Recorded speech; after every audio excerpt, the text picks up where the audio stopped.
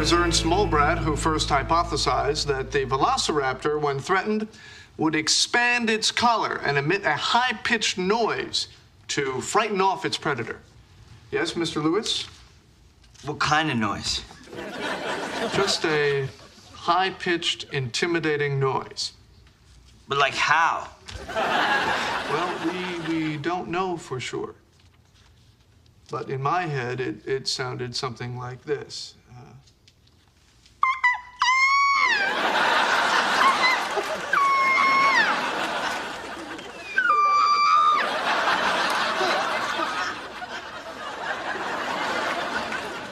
Of course, this is just conjecture. Okay, that's all for today.